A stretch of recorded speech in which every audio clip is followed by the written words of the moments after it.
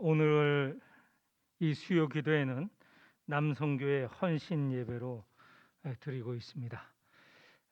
우리 먼저 인사할까요? 남성교 회원들이 참여하셨는데 남성교 회원들을 바라보면서 자, 반갑습니다. 사랑합니다. 남 네. 네. 그리고 서로 인사하겠습니다. 반갑습니다. 사랑합니다. 네. 오래간만에 남성교 회원들에게 말씀을 증거하게 되었습니다.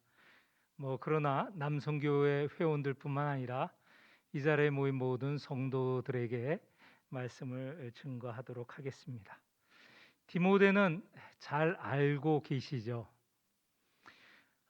사도 바울의 많은 제자들이 있는데 성경에 보면 여러 이름들이 나옵니다.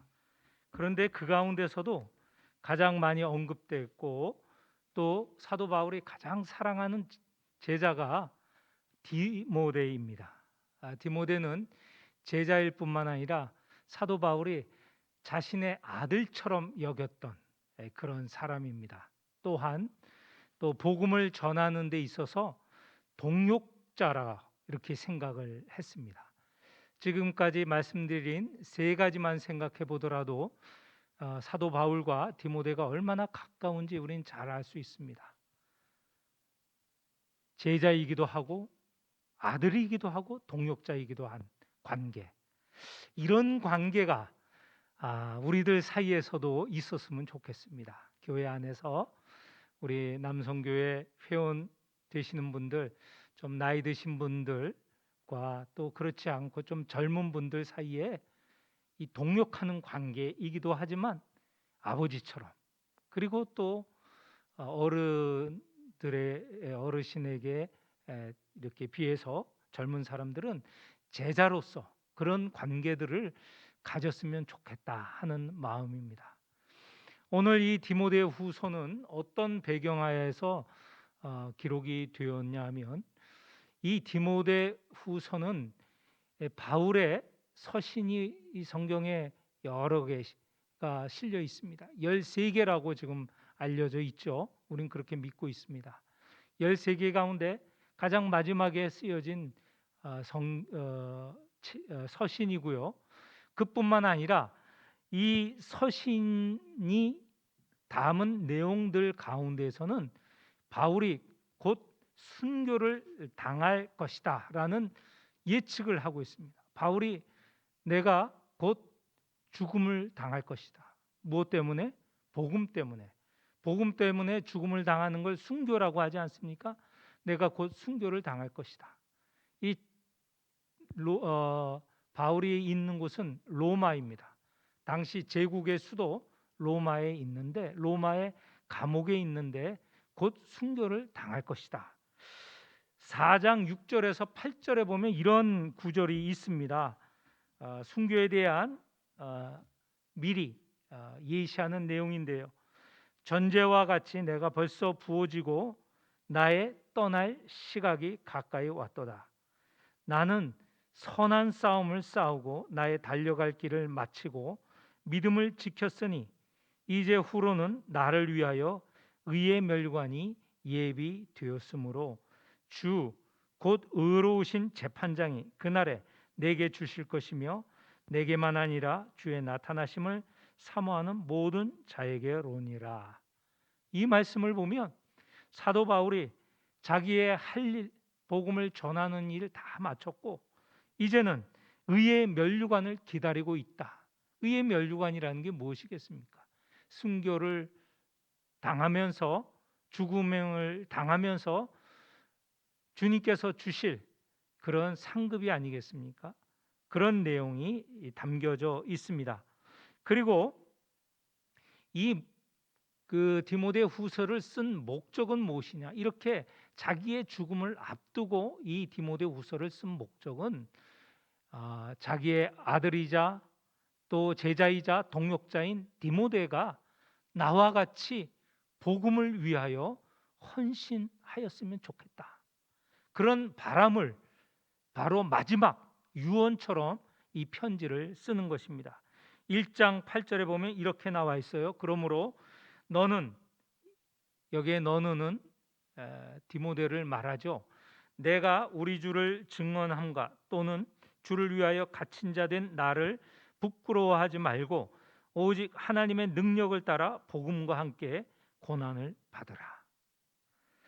내가 지금 갇혀 있는데 로마 제국에 갇혀 있다는 것은 이 큰 범죄를 지었고 또 이 범죄도 사람들이 받아들이기 어려운 그런 범죄, 예를 들면 반역을 했다든가, 그리고 또 사람들이 용납하기 어려운 사회적인 무리를 일으켰다든가 할 때 제국의 법정, 제국의 감옥에 갇히는데, 그렇게 되면 사람들이 수치감을 느끼는 거죠. 부끄러움을 느끼는데, 그러나 내가 이 감옥에 갇혀 있지만 너희들은 부끄러워할 필요가 없다.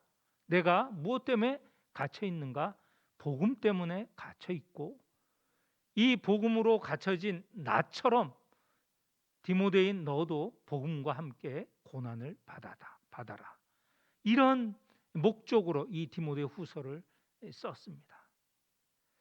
디모데 후서 이 편지를 읽어보면서 오늘 우리가 읽은 이 본문에는 특별히 디모데에게, 그리고 또 이후에 올 모든 그리스도의 제자들에게, 오늘에 있어서는, 이 자리에 있어서는 우리 남성교 회원들에게도 부탁하는 그런 말씀을 주었습니다. 제가 오늘 설교 본문은 일꾼의 품성이라고 했는데, 일꾼의 품성뿐만 아니라 일꾼이 가져야 할 태도까지도 말씀을 드리도록 하겠습니다. 2장 1절에서 7절까지에 보면 명령형인 그런 내용이 있습니다. 명령형 동사지요. 뭘 하라, 요구하는 것이죠. 명령하는 것입니다. 몇 개가 나오는데 여러분들은 우리말 성경으로는 정확하게 캐치할 수 없지만, 우리가 다른 또 쉬운 성경이라든가 또 세번역을 읽어보면 좀 더 잘 알 수 있습니다. 몇 가지 명령하는 단어가 있는데 2장 1절에 보면 먼저 사도 바울은 자기의 그 아들이자 동료인 그리고 제자인 디모데에게 강하라 이렇게 말하고 있습니다. 2장 1절 마지막 부분에 보면 너는 그리스도 예수 안에 있는 은혜 가운데 강하라. 이거는 오늘 우리에게도, 남성교 회원에게도 요구하신 바울 사도의 말씀입니다. 우리 남성교 회원들에게 강하라 이렇게 요구하고 있다는 것이죠. 이렇게 말씀드리면 남성교 회원들은 따라할 말이 있습니다. 뭐라고요? 아멘. 자, 1절 내보면 사도 바울이 남성교 회원들에게 강하라 이렇게 요구하고 있습니다. 네, 아멘. 잘하셨습니다. 그리고 2절에 보면 부탁하라 라는 말씀이 있습니다. 부탁하라 라는 말씀을 우리 남성교 회원들이 받았으면 좋겠습니다. 그리고 3절에 보면 나와 함께 고난을 받으라. 예, 아멘이죠. 그리고 7절에 보면 생각하라. 이렇게 네 가지 명령형이 눈에 띄게 들어옵니다. 남성교 회원들, 그리고 이 자리에 앉아 계신 우리 교우들, 또 카카오 TV를 통해서 보는 모든 우리 영광교회 성도들에게 사도 바울이 요구하는 것입니다. 먼저는 다시 한번 보겠습니다. 강하라. 그리고 부탁하라. 그리고 고난을 받으라. 그리고 마지막으로 생각하라. 이것이 우리 제자들이, 예수의 제자들이 가져야 될 품성이고 또 태도이기도 하겠습니다. 먼저 강하라라고 하는 것인데, 예수께서 사도 바울이 디모데에게 요구한 이 강하라라는 것은 어떤 면인가? 우리가 열심히 노력하여서 강하게 된다. 내가 힘을 길러서 강하게 된다. 내가 공부를 많이 해서 더 지혜롭게 되어 강하게 된다. 이런 뜻이 전혀 아닙니다. 이 강하라라고 했지만 이 뜻은 강하여 져라라는 뜻입니다. 이 강하게 하시는 분이 있고 그리고 그분에 의해서 내가 강하여지는 것입니다. 내 스스로 강하게 되는 게 아니고 어떤 분의 능력에 의해서 내가 강하여진다는 것입니다. 내가 강하게 되는 것은 나의 힘이 아니고 전적인 이 외부에서 오는, 바깥에서 오는 그런 능력으로 강하게 된다는 것이죠. 그런데 그렇게 강하게 되는 것은 1절에 나오는 대로 너는 그리스도 예수 안에 있는 은혜로 강하여져라 라는 것입니다. 우리가 강하여지는 것은 전적으로 예수 그리스도의 은혜입니다. 은혜가 우리를 강하게 하는 것이죠. 세상 사람과처럼 자기의 힘, 자기 스스로 힘을 길러서 강하여지는 것이 아니고 우리는 주어지는 그 어떤 것으로 강하게 되는 것인데 은혜입니다. 우리가 은혜 가운데 살 때 우리가 무슨 두려움이 있겠습니까? 사도 바울도 예수 그리스도의 은혜를 받았죠. 다메섹 도상에서 예수 그리스도의 택함을 받지 않습니까? 예수 그리스도를 믿게 되었고 사도로 부르심을 받게 되었습니다. 그 이전에도 사도 바울은 사울이었죠. 강했지만 그의 강함은 자기가 배운 학식 때문에 자기가 가진 열성 때문에 강한 사람이었습니다. 그러나 예수 그리스도를 만나고 그 은혜를 체험했을 때 그의 강함은 전혀 다른 모습을 띄었습니다. 그가 하는 일은 성령의 인도함을 받아 예수 그리스도의 은혜 가운데서 바로 복음을 전하는 일에 강하여진 것이죠. 자기의 능력으로 복음을 전하게 된 게 아니고 전적으로 예수 그리스도의 은혜 가운데 성령의 이끄심이었다라는 것을 우리는 잘 알고 있습니다. 우리가 강하여지는 것은 내가 나의 능력으로 강하여지는 것이 아니라는 것을 꼭 기억하였으면 좋겠습니다. 우리를 부르신 예수 그리스도의 은혜 가운데 그분이 우리를 분명하게 믿게 하시고 그리고 확신하게 하시고 용기를 주심으로 인하여 우리가 강하게 되는 것이죠. 사도 바울이 이제 곧 순교를 당한다고 그러지 않았습니까? 얼마나 큰 용기입니까? 그런데 사람의 용기로서 그 죽음을 이겨낼 수 없습니다. 다 변절하거나 아니면 자기의 신앙을 포기하거나 하는데 사도 바울은 자기가 전하는 복음 그것 때문에 고난, 다시 말해서 순교를 당하는데 그렇게 할 수 있었던 것은 바로 예수 그리스도의 안에 있기 때문에 성령이 주시는 능력 안에서 순교를 할 수 있었던 것이죠. 순교에 대해서 말을 드리면요, 순교라고 생각하면 참 내가 할 수 있을까? 못합니다. 우리 사람의 능력, 믿는 사람이 아무리 강한 믿음이 있어도 자기의 능력으로 순교를 당할 수 없습니다. 순교자가 공통적으로 고백하는 것은 그것은 바로 성령의 능력으로 하나님의 이끄심으로 인하여 순교를 당할 수 있었다라고 말하는 것이죠.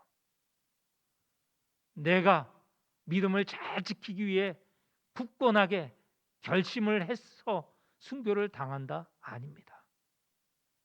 하나님의 인도하심, 성령의 이끄심이 있었다는 것이죠. 그런 면에서 볼 때 우리 주 예수 그리스도가 십자가에 달리신 그것은 성령의 인도와 성령의 능력 안에서 가능했다는 것을 우리가 다시 한번 기억했으면 좋겠습니다. 두 번째로 부탁하라라고 하였습니다. 이 부탁하라라는 것은 무엇을 부탁하는가? 그것은 2절 중반에 보면 내가 많은 증인 앞에서 내게 들은 바를 충성된 사람들에게 부탁하라. 이 디모데는 사도 바울 아버지와 같은, 그리고 선생님과 같은 그분에게 많은 것을 들었습니다. 받았습니다. 그게 무엇인가? 그것이 앞에 12절에 보면 이렇게 나옵니다. 내가 의탁한 것을 그날까지 그가 능히 지키실 줄을 확신하노라. 사도 바울이 디모데에게 의탁하는 것, 그것을 주님께서 지켜 주실 것을 안 것이죠. 13절에 보면 내게 들은 바 바른 말을 본받아 지키고, 바른 말을 부탁받았습니다. 그리고 14절에 내게 부탁한 아름다운 것을 지키라. 아름다운 것을 부탁받았습니다. 이 모든 것은 다 한마디로 말하면 복음이라고 할 수 있습니다. 복음을 나에게서 들었는데 그것으로 거기서 끝나는 것이 아니고, 내가 받은, 나로부터 받은 그 복음을 충성된 사람들에게 의탁하라, 부탁하라.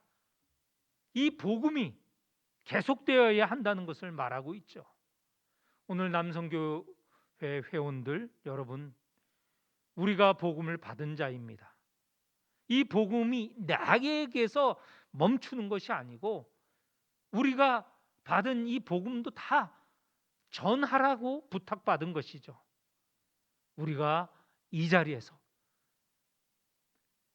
바울이 디모데에게 말한 것처럼 우리도 복음을 받았으니 우리도 복음을 전하여야 되겠다 하는 것을 꼭 기억하셨으면 좋겠습니다. 세 번째는 고난을 받으라라는 것입니다. 3절에 보면 너는 그리스도 예수의 좋은 병사로 나와 함께 고난을 받으라. 고난을 받으라는 것이죠.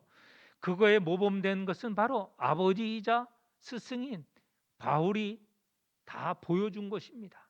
다 정말 이 로마 감옥에 갇힐 때까지 복음을 전하려고 숱한 고난을 받았죠. 그처럼 너도 복음을 위하여 고난을 받으라라고 하는 것입니다. 그런데 고난을 받으라라고 하는 것을 세 가지 면에서 지금 얘기를 하고 있습니다.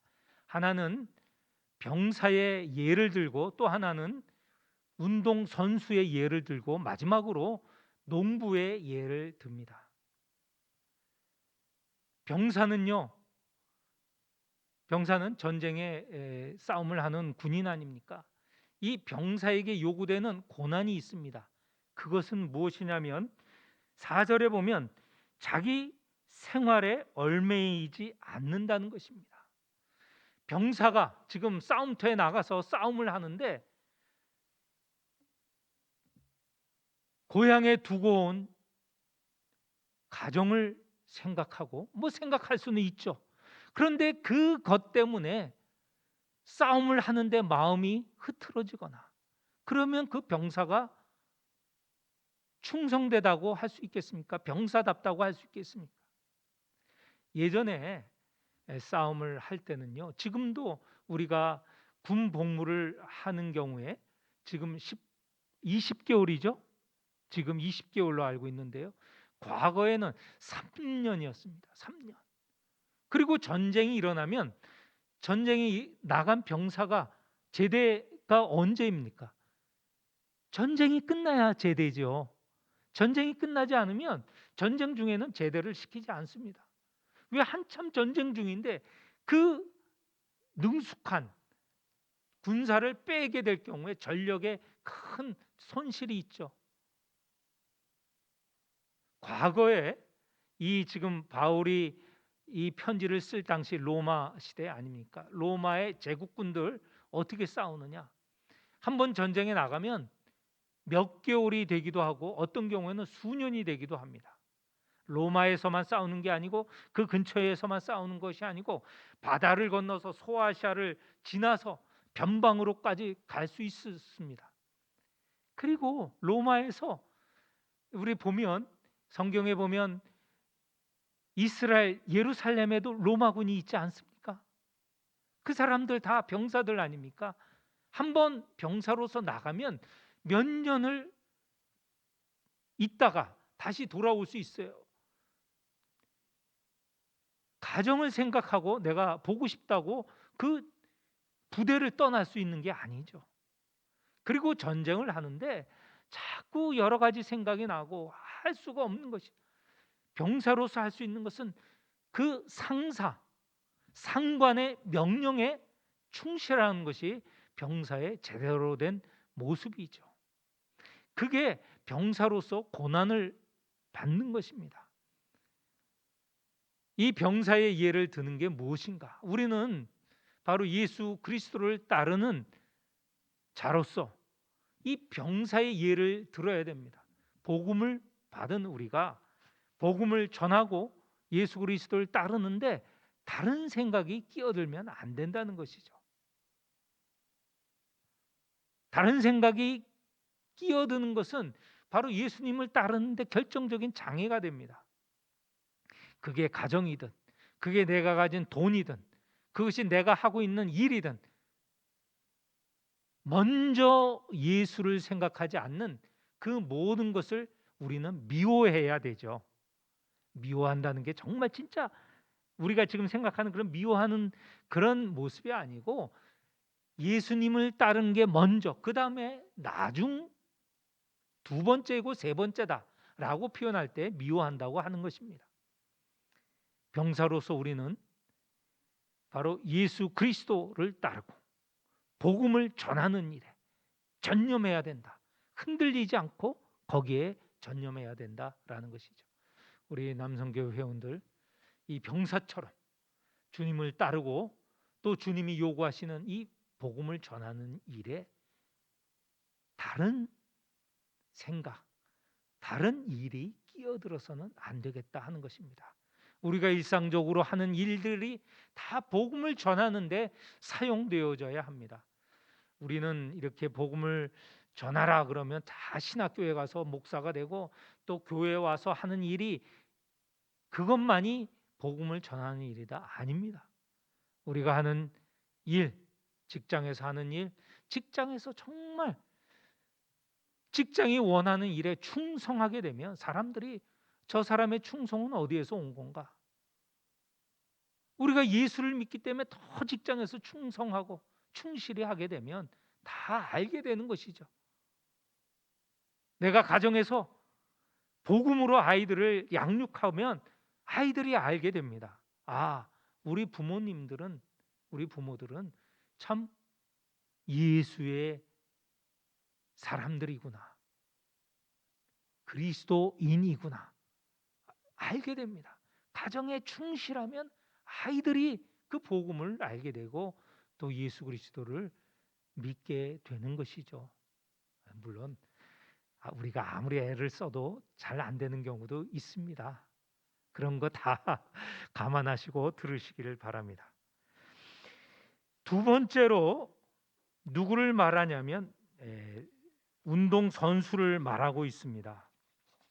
근데 운동 선수가 가져야 될 고난은 뭐냐면 여기에 규칙을 지키는 것, 법대로 경기를 한다는 것입니다. 이것은 어떤 것을 연상하게 되냐면 이 사도 바울의 시대에도 올림픽이 있었습니다. 올림픽은 현대적인 올림픽은 19세기 말에 생겼지만 이 올림픽의 기원은 벌써 오래된 것입니다. 예수님이 태어나시기 600여 년, 700년 전에 이미 올림픽이 시작되었습니다. 4년에 한 번씩 시작되었죠. 그리스의 올림피아라는 곳에서 올림픽이 열렸습니다. 4년마다 계속되었죠. 사도 바울의 시대에도 올림픽이 있었습니다. 그런데 올림픽에서 나가는 선수는요, 그 올림픽에 나가기 전에 10개월 전에 이미 내가 올림픽에 나가겠다. 그렇게 결심을 합니다. 그러면 그 기간 동안 10개월 전부터 올림픽에 나가는 선수의 기준에 맞춰서 운동을 연습을 합니다.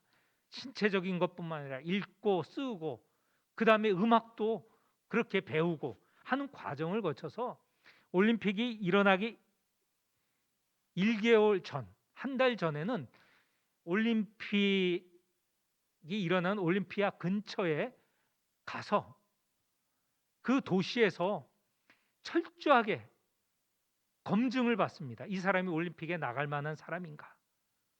신체적으로, 정신적으로 나갈 만한 사람인가? 검증을 받게 되죠. 그래서 이 올림픽 하기도 전부터 이 준비를 철저하게 하는 겁니다.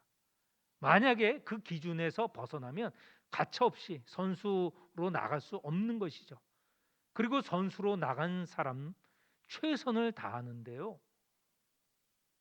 그런데 올림픽에서 만약에 이 규칙을, 이 법대로 경기를 하지 않으면 우승을 하더라도 그것이 박탈당하고, 그리고 어떤 경우에는 체벌을 당할 때도 있었습니다. 그러니까 올림픽에 나가기 위해서 벌써 오래전부터 준비를 하고 나가서는 그 법대로 최선을 다하는 것이죠. 그것이 사도 바울 시대에 잘 알려진 것입니다. 그렇게 할 때에 주어지는 것이 바로 5절에 승리자의 관, 면류관입니다. 월계수라고 하는데요. 월계수 잎으로 엮은 관을 쓰게 됐는데요. 아까 사도 바울도 면류관을 얘기하지 않았습니까? 이 면류관을 쓴, 이 월계관을 쓴 사람에게는 엄청난 명예가 주어지고요. 돈도 주어집니다. 그는 거의 신적인 존재까지도 됐습니다. 올림픽에 나간, 그래야 승리한 사람, 우승한 사람은 그 신체적으로나 정신적으로나 사람들의 보통 사람보다 월등하게 뛰어났기 때문에 사람들은 우승한 사람들을 거의 신처럼 여겼던 것이죠. 명예도 주어지고 돈도 주어지고. 그런데 그 전제는 뭐냐? 법대로 경기하라는 것입니다. 우리에게 있어서 법대로 경기한다는 것은 무엇입니까? 주님께서 주시는 그리스도인의 삶을 살아가는 것 아니겠습니까? 주님이 주신 그런 법, 반드시 이 믿음을 가진 사람으로 살아나가야 될 법입니다. 우리가 7가지 범죄가 있습니다. 기독교인들이 생각했던, 오랫동안 1700년 이상 내려온 기독교인들이 생각하는 범죄가 있습니다. 하나는 교만, 시기, 그리고 나태한 것, 그리고 탐식하고 탐욕하고 음란한 것. 이런 것들은 다 법대로 살아가지 않는 모습이죠. 그리스도인들이 법대로 살아나가는 것은 정의롭게 살아가는 것이고, 절제하면서 살아가는 것이고, 지혜롭게 살아가는 것입니다. 그리고 믿음, 소망, 사랑을 가지고 사는 것이 바로 법대로 사는 것입니다. 이렇게 사도 바울은 디모데에게 법대로 살아가라고 요구를 하고 있습니다. 그렇게 될 때 면류관, 이 승리의 관이 주어진다라고 말하고 있습니다. 우리에게도 주시는 말씀이죠. 아까 말한 여러 가지 잘못된 그런 악에서 벗어나서 주님께서 요구하시는 법대로 살아가는 우리 남성교회 회원들이 되시기를 축원합니다. 세 번째는 농부입니다. 농부는 뭐 우리가 너무 잘 압니다. 고난이라는 게 무엇을 말할까? 너는 고난을 받으라 할 때 고난은 농부에게 있어서는 정말 수고로움이죠. 농부의 수고로움이 얼마나 큽니까? 1년 내내 이 농사 짓는 일에 전념을 해야 농사를 지을 수 있는 것 아닙니까? 나가서 밭을 갈아야죠. 씨를 뿌려야죠. 또 잘못된 이 피를 뽑아야죠. 그리고 수확해야죠. 등등 헤아릴 수 없는 수고가 있는데 그런 수고를 하라. 그래서 고난을 받는다는 것은 이처럼 충성되어야 하고 그다음에 법을 지켜야 되고 세 번째는 수고로움이 있어야 된다. 그런 고난을 받는 사람이 되는데 물론 그 고난의 목적은 뭐라고요? 복음을 전하는 일에 이런 수고로움을 또 고난을 가져야 된다라고 디모데에게 부탁을 하고 있습니다. 마지막으로 생각하라. 7절에 보면 내가 말하는 것을 생각해 보라. 이 말하는 것이 무엇일까? 아까 의탁하는 복음과 함께 고난을 받으라라는 것도 있고요. 여기서는 바로 앞에 말한 이 제자가 가져야 될 디모데가 가져야 될 그리고 또 우리에게 주시는 것이지만 병사에게 또 운동 선수에게 농부에게 주시는 이 말을 생각하라라는 것입니다. 이렇게 사도 바울이 디모데에게 말씀을 주면서 그 말씀을 생각해 보라는 것이죠. 그냥 귓등으로 듣지 말고 그리고 그 말씀이 일시적으로만 받아들이지 말고 늘 생각하라. 마음에 두라라는 것이죠. 이 말씀이 바로 제자인 그리고 아들인 내가 필요한 것이다. 내가 그 말씀을 가지고 있을 때 주께서 7절 하반절입니다. 범사에 내게 총명을 주시리라. 우리가 생각을 해야 총명이 생겨납니다. 총명은요 자연적으로 생겨나지 않습니다. 우리가 깊이 생각할 때 우리가 질문하고 이게 무엇입니까? 라고 하고 또 그것을 하나님께 여쭙고 기도할 때 하나님께서 그때 총명을 주시는 거예요. 우리가 많은 경우에 기도하면서 해결되잖아요. 마음속에 깊이 생각한 걸 하나님께 아뢰는 것 아닙니까? 그럴 때 하나님께서 눈을 뜨게 해주시고 그 문제를 해결해 주시고 또 우리가 나아갈 길을 보여주시는 것이죠. 저만 그런가요? 아니죠. 이건 다 진리 아닙니까? 생각하라. 생각해야 된다. 우리 그리스도인이 기독교인이 참 못하는 게 생각하지 않는 겁니다. 요즘 우리가 성경 공부하지 않습니까? 성경 공부하는데 지금 이 시간에 꼭 당부하고 싶습니다. 이 목사들이 물어요. 묻는 이유가 뭐냐면 생각하라는 것입니다. 자기 스스로 생각하라는 것이죠. 그런 가운데 통찰력이 생기고 여기에 말한 총명이 생기는데 자꾸만 주어진 것 그냥 묻지 마시고 그냥 답을 주세요. 그렇거든요. 답을 주면요 다음에 또 묻게 됩니다. 또 모르죠. 그런데 자기가 스스로 생각하고 또 그것 때문에 하나님께 아뢰고 기도할 때 통찰이 생기고 총명이 생기고 지혜가 생기는 것입니다. 오늘 이 남성교회 헌신 예배 드리면서 부탁을 드립니다. 그것은 사도 바울이 우리 남성교 회원에게 부탁하는 것입니다. 먼저는 강하여져라. 내 자기 스스로 강하여지는 것이 아니고 예수 그리스도의 은혜 안에서 강하여진다는 것입니다. 두 번째로 복음을 부탁받았습니다. 우리도 이 받은 복음을 또 우리 주변에 부탁해야죠. 전하여야 되겠죠. 세 번째, 고난을 받아야 됩니다. 고난 없이는 우리에게 부탁하신 것을 이룰 수가 없죠. 그리고 세 번째는 늘 생각하는, 이것을 요구하십니다. 오늘 남성교회 회원들 그리고 함께 있는 모든 분들, 이 네 가지 늘 마음에 새기고 살아가는, 그리하여서 우리 주님이 마지막에 주실 면류관을 우리가 다 함께 받는 그런 분들이 되시기를 축원합니다.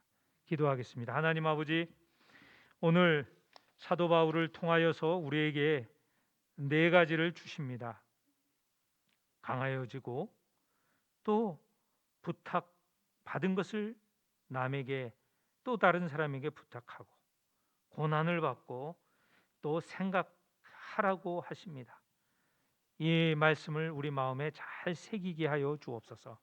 우리가 이 땅에 살아나가는 동안 복음을 전하면서 가져야 될 태도임을, 또 품성임을 알게 하여 주옵소서.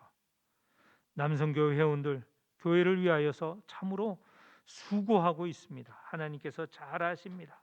저희들의 수고에 하나님께서 기쁨을 주시고 더 큰 또 일을 감당할 능력도 허락하여 주시며, 이 남성교회인이 서로 협력하여 일을 할 때 참으로 연합의 아름다움이 드러나게 하여 주옵소서.